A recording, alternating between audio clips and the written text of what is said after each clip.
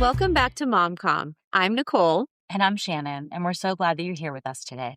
Today's episode is a really special one. We are sitting down with our friend, Katie Holifield. She is a mom who has walked through something no parent ever expects. Katie's son Hunter was diagnosed with kidney cancer when he was just 3 years old. Since then, their family has experienced the fear, faith, resilience, and hope that come with the childhood cancer journey. But this story is not just about hardship. It's about what comes after. Katie turned her experience into something beautiful by creating Hunter's Hero, and that brings joy to support families currently fighting cancer in hospitals. Today, we're talking about motherhood in crisis, how faith carried her family through, what healing looks like after something like this, and how small acts of kindness can really change everything. So, Katie, before we jump in to the story for today, I wanted to kind of just tell everybody how we know each other, because we became friends during fall. So, fall baseball last year? It was Or did spring. you join us in spring? But it wasn't in the beginning of spring. It was at the end. Hunter finished 3 of the tournaments for y'all. Oh, and that's because I was handing out flyers. Yes. So I was handing out flyers at the Rec Dixie and baseball. Rec baseball I to all remember the that. parents. Yeah. And I was getting so much side eye But we called. from the coaches, but your husband was there. Yeah. You And I handed it to remember him. handing it to him. Yeah. And this is I so know. amazing. It's so crazy. I kind of forgot about that. I know. It's so funny. I remember when you were doing that with the flyers, like handing I'm like, what do you like to do? She's like, oh, just at all the rec games, handing out these flyers. I mean, for it's exactly baseball. what I wanted to be doing. Well, I guess to give context, it was for travel baseball. You were Yes. trying to recruit, right? Yes, I was trying to recruit players for our travel baseball. So I was out there just handing out flyers and I was looking at the things she kids does, you know? and I was like, wow, that kid's really good. They would be great. So, and now here we are. We are. I know. So we got to Crazy. finish out spring and Mhm. fall. What a ride that has been. Mhm. There's been a lot of drama, There's always a lot of not with us, baseball field. Yes. but like I'm just always in awe of the amount of drama that goes into these sports, Mhm. you know? It's much more intense than when we were growing up, wouldn't you say? I mean, oh my goodness. I mean, I don't know why we think this is their MLB career, but I don't know about you, but Hunter definitely thinks that he's going to play for the Braves one day. and you know what? I actually believe that he Oh will my gosh. because I Maybe. love watching him play. He's so good. He's so He good. loves it. He loves it. And I love when he pitches and I love the passion that you see like when he pitches. Yeah. And then I love, so tell us, before I jump in, Yeah. I'm so excited. Tell us about your other kids. Okay. Yeah. So Hunter's my So- oldest. So he is 11 and a half. Caroline is going to be 10 in a couple months. And then Hayes is going to be 3 in less than a week. Oh, it's So, yeah. Next Friday. like, So, Wow. And well, 'cause that- Thomas, Matt, well, Thomas's birthday is coming. yes, this week, sorry. right? Thomas's birthday's coming up in a couple weeks. Next week. What's today? Night. I don't know. I don't know. His birthday's coming up. He's Yeah. 8. Okay. But what's so funny is because I remember when you met Katie Mhm. and then you told me, like, oh my gosh, I met the Mhm. nicest woman with the sweetest kids. And she was like, you have to have Matthew She told meet me Hayes. the same thing about you. Yeah, She's because like, you have to meet my friend Shannon. I just knew. you're such a good connector. I know. But our babies are pretty much the same Yeah. age and they're so sweet. So These little sweet. boys, because we used to go, I met you last year at baseball Mhm. because we would come to Mhm. support the kids. And you were like, I just remember being like, oh my gosh, she is so prepared because you had like the snackle box Oh my and you had dinosaurs with Play-Doh and like, all this stuff. And I just show up like, wow, I'm like disheveled all the time. And Matthew was like, oh, I can get in on this because they sat playing It was together. sweet. It was so Yes. cute. Anyways. So, Hayes is the cutest.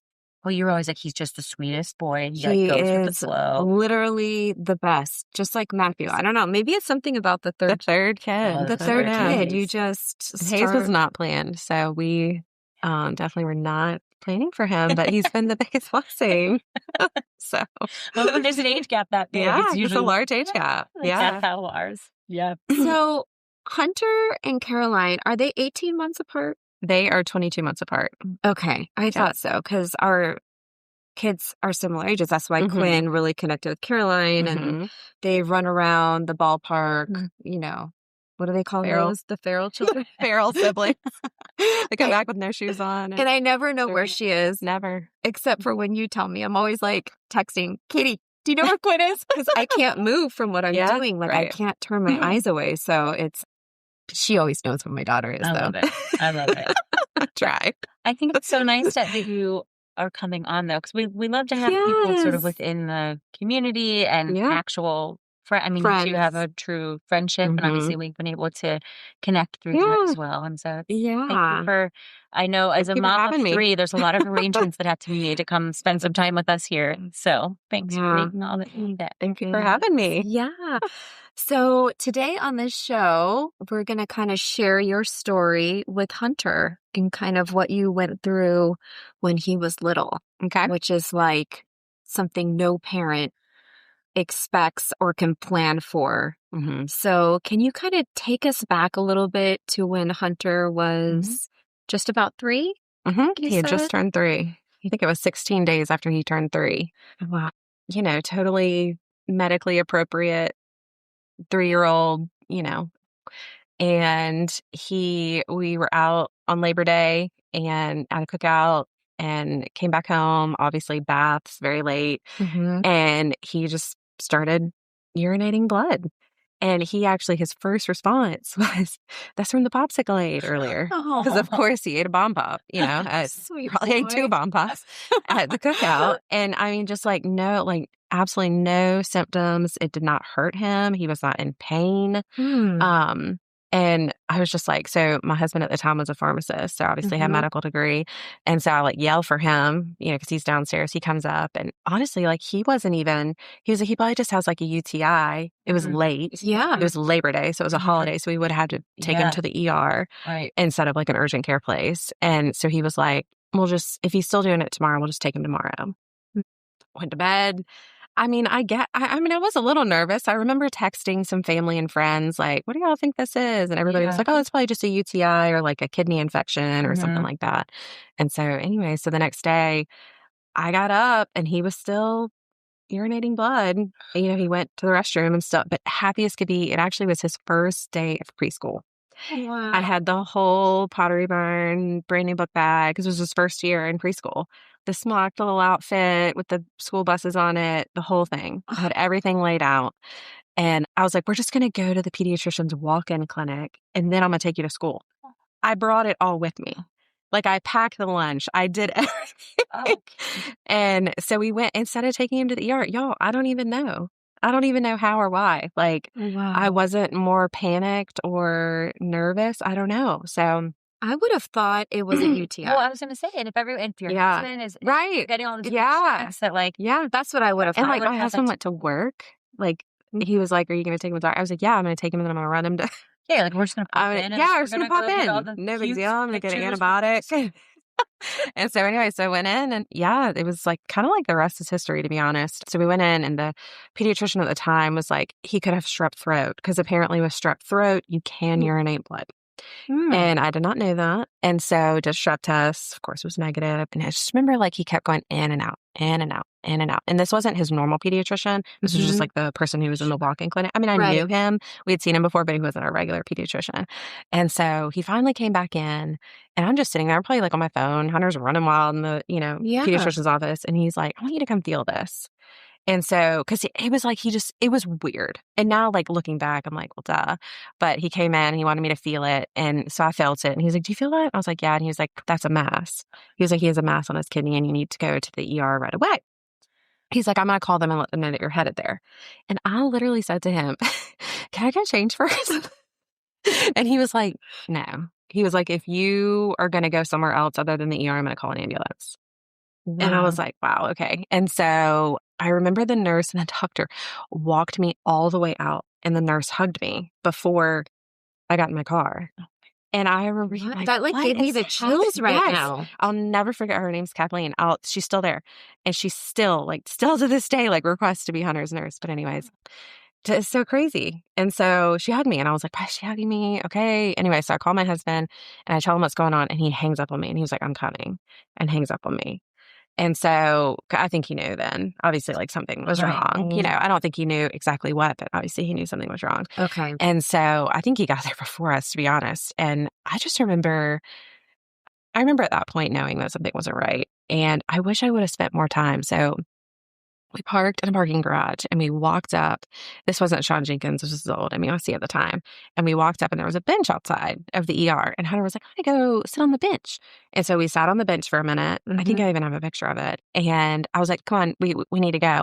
And now, and I still say this to this day, but I wish we would have sat and had more time on the bench, because from the moment we walked in the doors, it became like a before and after. So like before cancer and after cancer. And that's just what it was. And that's what it always will be. Right. And I just wish that we would have spent more time on the bench. Yeah. So to just have my normal. Before your world was turned upside down. Yeah. No. So what was happening? No. I mean, no idea. So, and honestly, the rest is history. We went to the ER. I mean, they did everything very, very emergently. I mean, very, very emergently. And we were up on the 10th floor, which is the oncology floor. And I mean, within hours. Let's take a quick break.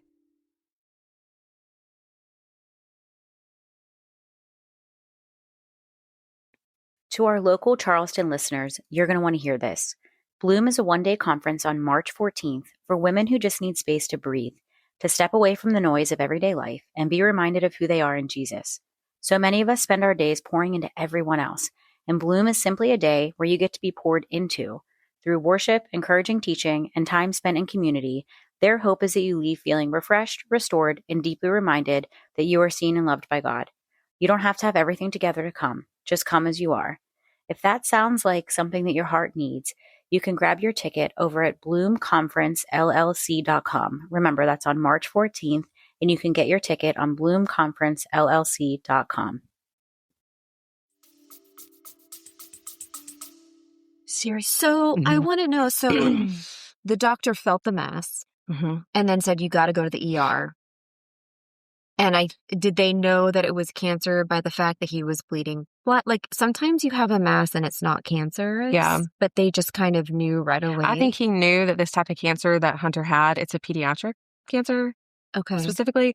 And I think he knew with the urinating blood and the mass, and also in hindsight, looking back, his stomach was protruded on the right side. And I mean, it's because he had a 2-pound tumor on his kidney. It was a 2-pound tumor. So I think he just knew. I think he's a doctor and he just knew like all the diagnoses that like it could have been. Right. And so I think he just knew. And there was no question. Like we did an ultrasound, a CT scan, and then a urinalysis like immediately as soon as we went in there, which was not easy with a 3-year-old. And he was like, what's happening to me? Yeah. You know? So they ended up having to give him some medication to kind of make him loopy for all of that to happen. But I think with the pictures that they saw on everything, I mean, because I remember being like, why are we being wheeled up to the oncology floor? Right. That's what I would be thinking. Yeah, right. And that's whenever the doctor was like, you know, she was like, we're taking you up to the 10th floor. You know, it's the pediatric hematology oncology floor. And I was like, what? And she was like, I don't want you to Google anything, but this is what we think he had. So she was that's when you heard cancer. Yeah. Well, she told me that he had a Wilms tumor, which is what the type. It's a type of kidney cancer. We shouldn't say the word cancer. She said, we think he has a Wilms tumor. She's like, I don't want you to Google anything. And so I was just like, okay. And literally. Yeah. I mean,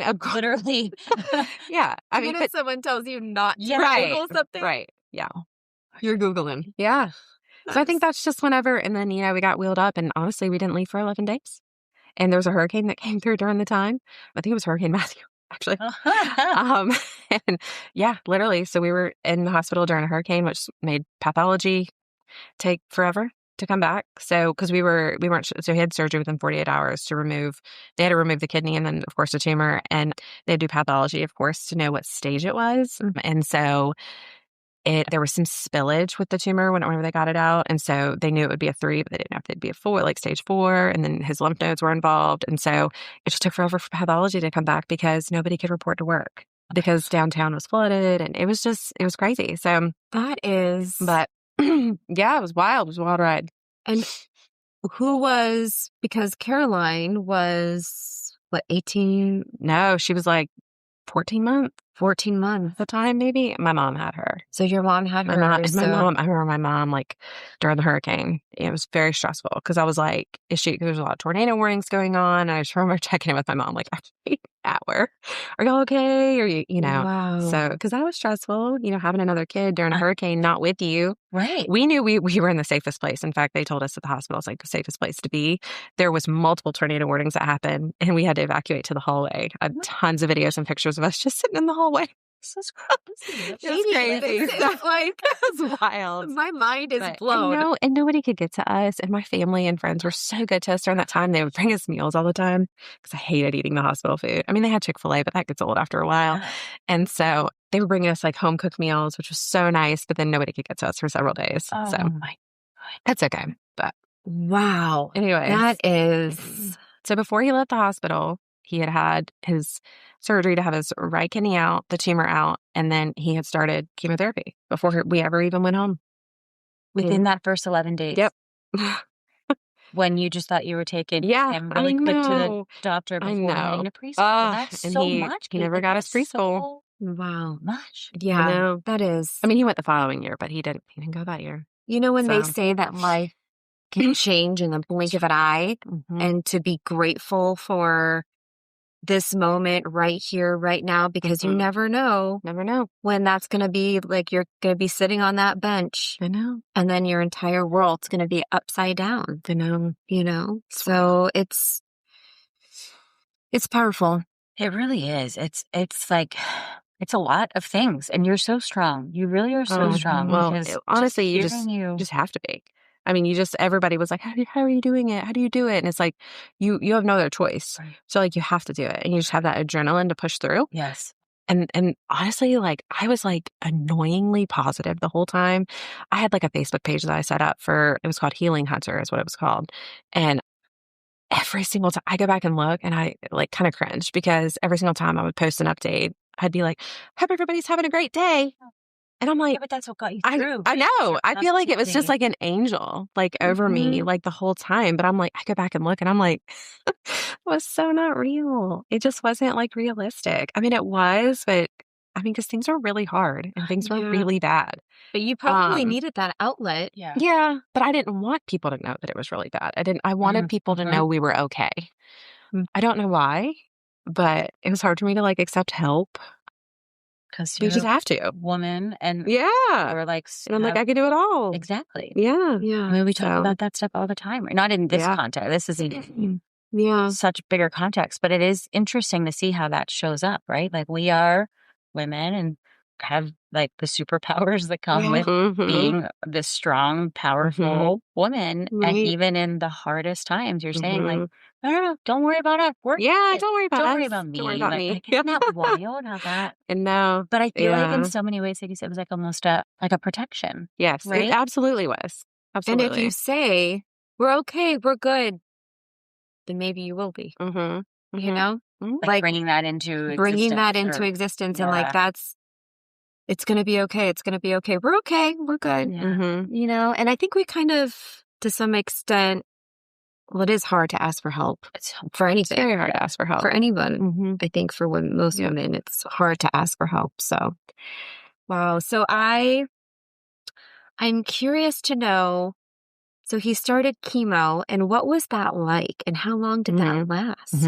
So he had 28 weeks of chemo, and then he had 7 days of radiation. And the radiation happened pretty quickly. I think it was like a month after he started his chemo. And I will say the radiation was probably the worst thing he went through. I thought it was going to kill him. I'm not going to lie. So how the radiologist described it to us, because we were like, why is he throwing up after radiation? Like, why is he in so much pain? Why is he crying so much? And he said, imagine that your stomach is on fire, because they had to radiate the whole abdomen. He was like, that's how it feels for him. Oh. And he had it every single day for 7 days. And so honestly, I mean, the radiation was horrible. That sounds awful. That was horrible. But the chemo wasn't great either. The most common side effect was mouth sores. So, he wasn't able to eat. He lost a ton of weight. There was a time where like he had an NG tube, but thankfully, because couldn't eat because he had the worst mouth sores, and the mouth sores go down your esophagus too. So yeah, I mean, I think that was really just the biggest side effect. And then later on into it was the neuropathy. So a drug that he was on helped with the neuropathy, but he really had it from like the hips down. And so he had a hard time walking and running. But I mean, he pushed through. I have the cutest video of him like just trying to run, but he's like wobbling around, but just laughing and so happy. That probably was the biggest blessing in it all, is the fact that he was 3. And kids just don't even know what's going on, and they're just still so happy. Yeah. One of our nurses, well, they dedicate you a nurse, which is very nice, because then like she gets to know your family, you get to know her, and then the child gets to know her, and her name was Kara. She's amazing. We still are in contact. And she said that she used to be an adult in adult oncology, and she quickly switched to pediatric oncology because she said kids are just so much tougher than adults. They never complain. They just, it's not fascinating. It's crazy. This must be, like we always say, kids are so resilient in so many situations, and what you're describing. Absolutely. He's going through all this still with a smile on his face. I know. Oh my gosh. It's, it was sweet. So anyways, yeah. Wow. I mean, it takes like hearing that and then getting to see him run these bases. That's the best. Is gotta be. I know. Watching him do something he loves. Yeah. When at one point he couldn't really walk, and then I know. Now he's that's why I have sunglasses on, because I'm always like teary-eyed, like watching him like up at the plate. Anyways, it's I would be too. It's crazy. I mean, even for me now watching him, it's like I already knew about your story a little bit, not in this depth, but even just knowing what he went through and seeing him do something he loves that's so physical and requires like so much skill, to see that is, really special. It is. Yep. And we take it for granted. I do. That's one of the things I tell them is like, we're going to live with purpose. Everything we do, it's going to be with purpose. And every single time we step on that baseball field, we're going to play with purpose, because at one point you couldn't.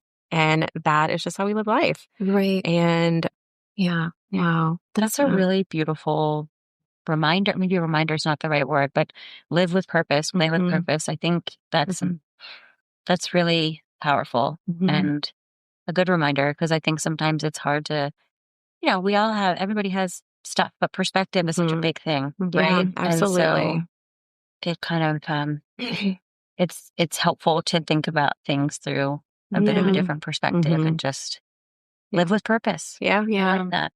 That's what I'm going to tell Griffin. I tell them to walk with purpose. I don't like when they drag their feet or walk slow or don't have their head up looking. I'm like, walk with purpose. Like a crazy person. It's going to have a new meaning when I say it before a baseball game, though. Yeah. It really is. Yeah.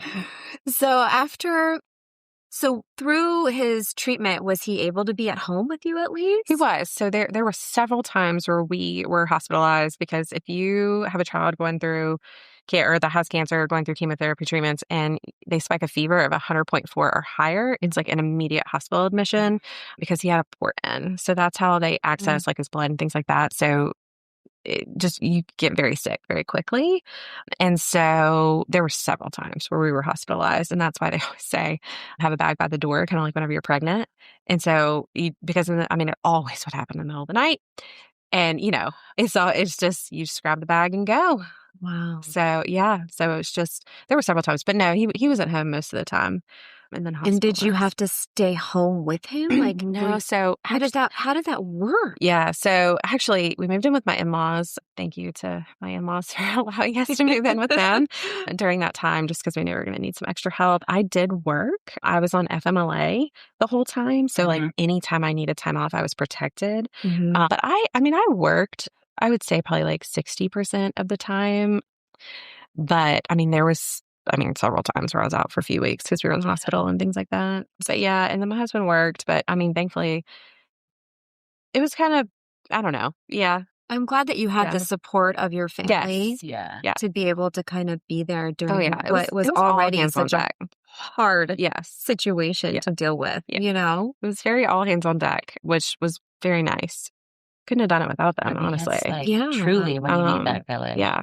And I don't want to project, because we haven't talked about this, but I would think, and I could be way off here, that maybe having work was healthy to have Mm-hmm. not a Mm-hmm. distraction. Distraction's not the right word, but to have, because I'm sure, like, take your mind away from it for a little bit. Yeah. It's just so intense what you I had a great live. job at the time too. And that company was so good to me. And I'll always say that about that company.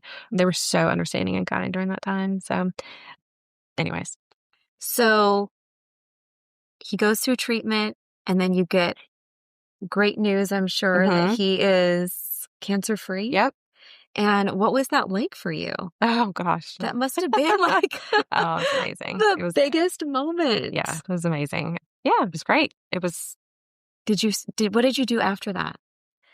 Was there like some kind of like celebratory? Yeah, we did. So we had a party. We had a huge party, actually. Oh, wow. Like, gosh, I'm trying to think how many people came. It's like 150 maybe. I mean, just tons of people. And I had a very, very special friend at the time who they own a plantation out in Johns Island for like weddings and things like that. And she let us have the plantation. And so we threw this huge party, jumping castles, all the things. And yeah, it was really special. So we had a big party. He was still bald at the time. So like he was still, it took a couple months for his hair to come back, but it was after the treatment. And then we went on a Make-A-Wish trip. So we were granted a Make-A-Wish trip. And that was really the big celebration. So in November of that year, we went on our trip to Disney World. And Make-A-Wish rolled out the red carpet. It was phenomenal. So was he still, was he 3 then? He was 4 at the time. He was 4. Mm-hmm. Yeah. Yeah. So, but I mean, every year. I mean, so we're about to celebrate 8 years, God willing, in a couple weeks. And I mean, we still get a cake and we still celebrate. Every single year. It's, so. If anyone knows, your family knows that life is precious. Yeah. And it's something to be celebrated. Oh, and we don't just need a birthday to celebrate life. Yeah. I think that's really beautiful. Yeah. That's amazing. And it should always be celebrated. I don't want to keep this so clinical, but so how does it work? And forgive me, but is it every year? Does he have to get, do you check in? Yep. So for the first 5 years, it's every 6 months. So every 6 months, he'd have an ultrasound, an x-ray, blood work, urinalysis.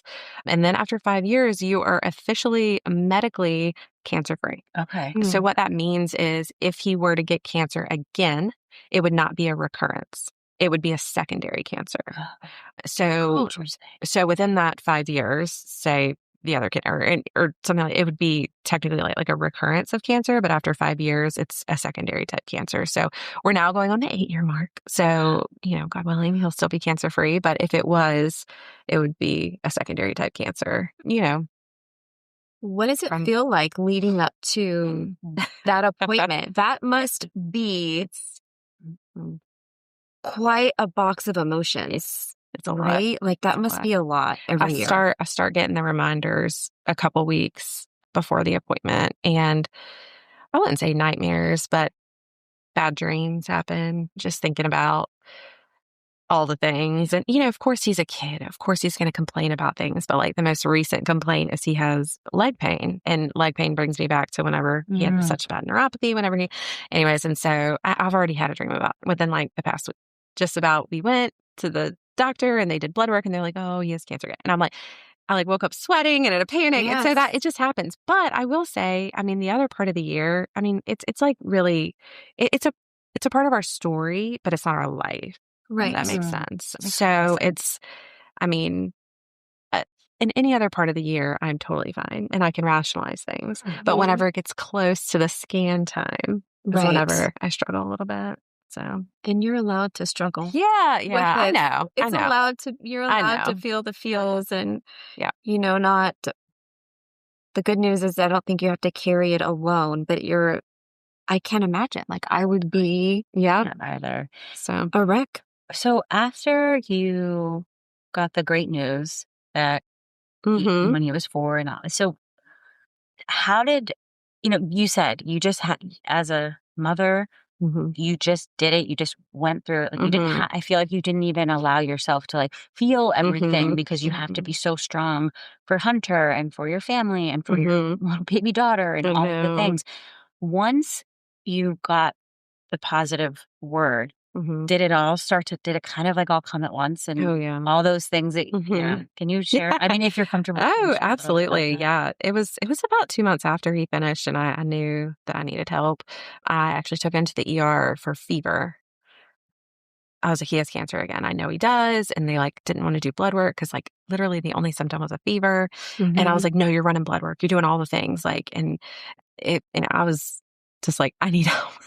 But it was good that I realized, it might have even been a friend who told me that I needed help. And so anyways, I sought out a therapist, a PTSD specialized therapist, and she actually had a child with cancer in her previous life. I mean, obviously years ago because she was older. So, and I think her child was in her 20s now, but it was great. It just somebody to talk to.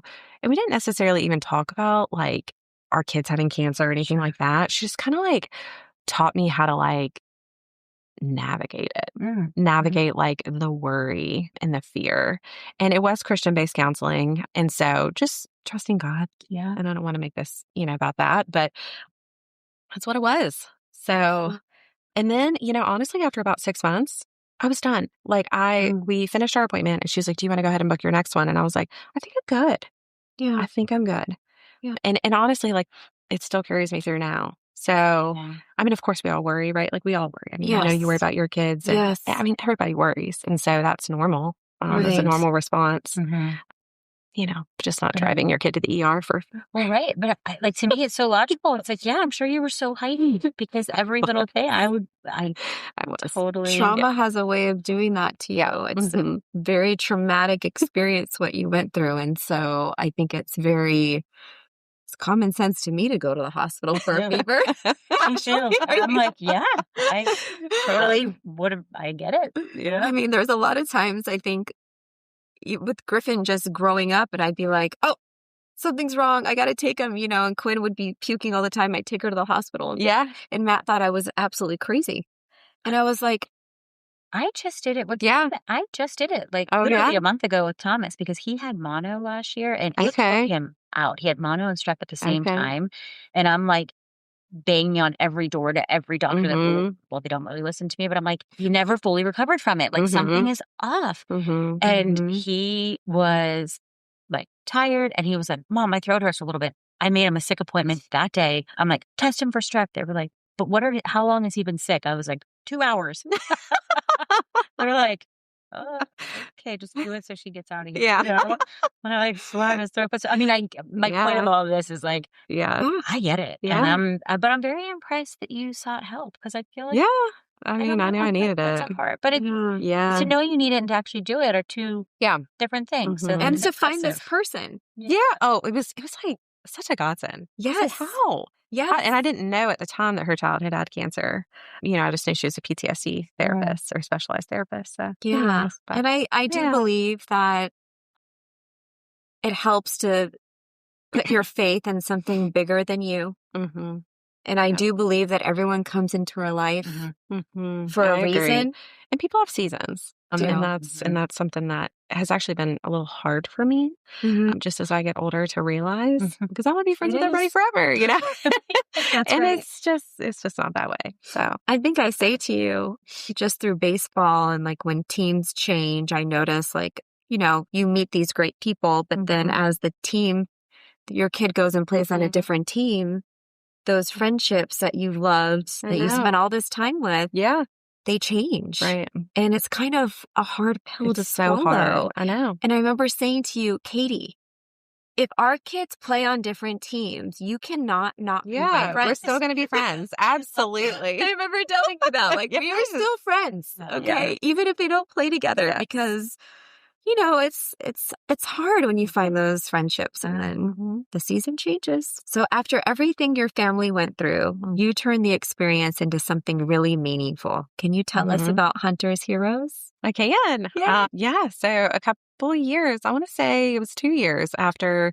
he finished treatment. I mean, I was still in contact with the nurses and the doctors. And there were so many families that, I followed throughout, just seeing them in clinic and in the hospital all the time. You start following their pages, right? Because a lot of times people would create a page to keep people posted, family. That way they're not having to text 500 people, Yeah.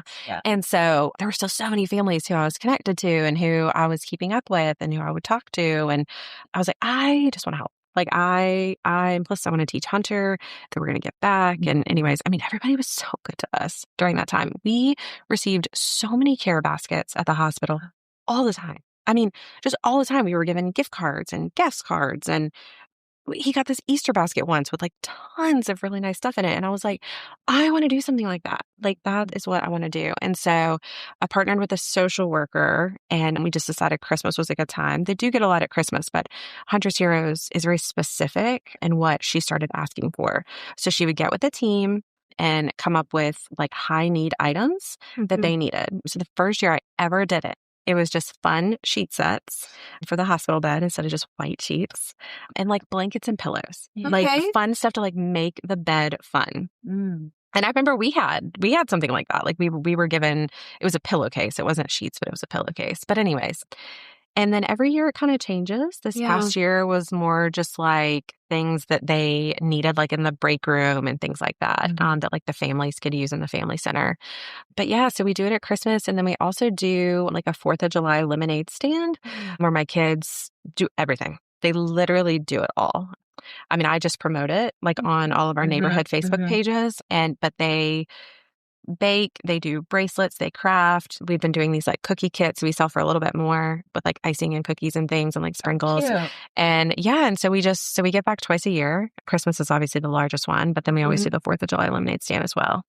So so it's just a way to get back and just live with purpose. Yeah, I don't know how I missed the 4th of July lemonade stand. No, it was so cute. Yes, I want to see that this year. Maybe we weren't. I think we weren't here. I don't think you were here. I was out of town. It was Finn's birthday. Yes, that's right. It's something that like if other kids want to have lemonade stands, that they can be part of the donation. Like could my kids do one in our little neighborhood? And because our kids love doing that. Love doing it. And in the summer. Yeah. I think it's so amazing, though, that through all of this, you're saying you wanted to make sure that your kids understand the importance of giving back. Absolutely. And you said something earlier about this is part of our story, but it doesn't define us. And I think that's such a strong message that you're instilling in your children as well. That, yes, this is an awful thing that happened, but we persevere and we move forward and we give back to others. How beautiful. Yep. And I'll make sure Hunter is a part of it all. Specifically Hunter, but Caroline, my daughter, she loves doing it too. She just loves going and like loves being a part of it. And I think it makes her feel connected to it. She was so little at the time. I mean, Hunter really doesn't remember much either, thankfully. But yeah, no, it's sweet. Hunter, it's great. And every year it's gotten bigger. So like the first year it started and it was just kind of like my friends, and then my friends would tell some friends about it, my family. And now it's grown into this. I mean, it's huge. I feel like I would love for it to get even bigger. It just brings me so much joy. I think I can see it getting bigger. Like, I hope so. I mean, you said you had to take we had to drop everything this past year. I mean, it was crazy. So what did you, for this past year, it was about what families need during their stay. Yeah. Okay. So we did like refrigerators because some of the rooms didn't have mini fridges in them or they broke or something. The number one request in the family center and in the nurse center was an espresso. Yeah. So that was fun to be able to provide that for them. Yeah. They needed a new infusion chair, like a really big, comfy infusion chair. So somebody donated that. That was amazing. Anyways, it was just, Katie, those are like big items. I know, big things. It was, I know. It's great. I mean, that is something to be really, really proud of. Yeah, for sure. Oh, that's amazing. Yeah. So how can the Mom Village, is there a way if people want to support? So there is a Facebook page. Okay. So you're welcome to join the Facebook page and just kind of follow along. Okay. Yeah. I'll post updates obviously closer to the time that we donate. So great. So we'll definitely send out another message when it comes closer to Christmas time, and so we can help support your mission. Yeah, thank you. I think it's beautiful. Yeah, I do too. That's really, really amazing. Yeah. Well, thank you so much for sharing, of course, this story with us and our Mom Village. I know this message will find the people that really need to hear it, that are maybe walking through a season of life that's really difficult. And even if it's not cancer, even if it's any other type of medical diagnosis, even like autism. I mean, it's anything. Everybody is going through different things, and that's something that everybody needs to be more aware of, I feel like. And just having more empathy. That's so big. You just never know what people are going through. I remember, just a quick story real quick, but I remember being on our Make-A-Wish trip, and Make-A-Wish did grant Hunter a wish, which was to go to Disney World. And we could jump to the front of the line. And I remember there was like a nasty person who was like saying something about us jumping to the front of the line. And I was just like, we had like Make-A-Wish shirts on and all that. And I'm like, I didn't let it get to me. But it's just little things like that. Like, dude, you don't even know what this kid just went through. Right. Like, he just wants to ride the Little Mermaid. Like, it's like my favorite one. I mean, come on. Like, why would you know? Why would you be upset about that? So anyway, it's just little things like that. But you just never know. You just never know what people are going through. And that is just one thing that has stuck with me. Just having more empathy. I mean, I need to get better at it, so. Yeah. I think you're pretty amazing. I think you... Well, no, I mean, I could be better. So good. But we have to give ourselves some grace too, right? I mean, because life is hard. But I think, and we want to do our segment where the rapid fire questions. But I feel like there are so many, as Nicole was saying, for anyone who's going through something, I think what your story has done is it provides hope, right? And the way I think that your approach to whether it was planned or unplanned, the way you handled yourself, this story really does offer quite a lot of hope. And I think your perspective of live with purpose, that's such a helpful thing for all of us, no matter what we may be going through. And your reminder that everybody has something. So, like you said, be empathetic. Maybe we can all be a little nicer to strangers and people, because you just never know. People don't wear it on their sleeve. You weren't wearing a shirt that says, like, my kid has cancer. Right, like, this is what we're going through. But I think these are really useful reminders for all of us just on how we carry ourselves on a day-to-day basis. And you're really strong and powerful. And thank you for sharing your story. Because I'm sure it's not always the easiest thing to relive. It's not. And something that I take away from this, there's many, but a couple are not to sweat the small stuff. I feel like you're really good at kind of just rolling with it and, not making the littlest things that sometimes we can obsess about be a big deal, right? And then believing in something bigger than ourselves and just kind of knowing and having that hope that you mentioned, I think is really big. Yep. So thank you for giving us those messages today. Well, it means a lot. Keep having me. So now, time for some rapid fire. All right. So we're going to do this together. Yeah, we're doing it different. We're doing it different today. All right. Yeah. We're seeing how this goes. Okay. All right, Shannon. All right, you ready? Coffee or energy drink? Diet Coke? Love it. Neither. Neither. Favorite baseball snack at the field? Ooh, French fries? Morning person or night owl? Neither. Middle of the day. Love that. That's a good one. One word your kids would use to describe you. Goofy? They think I'm so cringe. Cringy. But like, they're always like, you're so goofy. Like, well, that's actually, I don't know. Just trying to have fun. That's a good one. What's one word you'd use to describe your son, Hunter? Oh, my goodness. There's so many words. Joyful. I love that. Your go-to mom survival meal when the day gets crazy. Chick-fil-A. Yes, girl. Yes. If you get 1 hour completely to yourself, which probably never happens, but if you actually get a minute to yourself, what are you doing? Probably laundry. Catching up on laundry. Or hanging here with y'all. Yeah, there we go. I wish it was shopping or something fun like that. Right? Yeah. You deserve that. I do, but I never have time. On my lunch break. Yes. Yes, you deserve that. All right. Something small that instantly makes your day better. A beautiful, beautiful sunrise or sunset. I mean, that's like my favorite thing on the planet. It's specifically a sunset, but I'll take a sunrise. So are we going to do more walks at Shipyard? Yeah, I'm so excited for the time change that we can start walking again. Yes. Okay. Favorite family activity? Our Friday movie nights. We always order pizza and just watch a movie. I love that. And actually it's getting a little harder with Hunter getting older and wanting to like stay outside and play with friends, but we make him come in at least by 8. At least we watch half of a movie. I love that. Because I'm going to be real. Like, we don't ever probably finish the movie. Yeah. But we started at least. So your intention is there. Yeah, the intention is there. And that's Popcorn, something pizza. your kids are going to remember those. Yeah. Nights out Yeah. like that. Yeah. Yep. So beach day or lake day? Oh, beach. 1,000%. I know. I was like, Yeah. Lake. Or pool. I mean, I think I more prefer the pool just because the sand. The sand is hard, especially with the kids. Yeah. And Yeah. It is. Sweet or salty sand? oh, sweet. Sweet. Every single meal could be sweet. I don't even need anything savory or salty, ever. That's amazing. Literally. What's your favorite sweet? I mean, cake or cookies. Yeah. Yeah, anything chocolate. I don't really even prefer like candy bars or like chocolate. Mm-hmm. I like a chocolate chip cookie or like a cake. Have you had the Yes. Brookies from Trader Joe's? No. Are they so good? No. Oh my God. I just got them last night because my mom's Okay. in town. So we were celebrating Thomas's birthday a little bit early. Okay. And I got the Brookies. Oh, so good. I'm I'm bringing try you some. that. Next time I see you, Okay. I'm bringing you some. Okay. They're so good.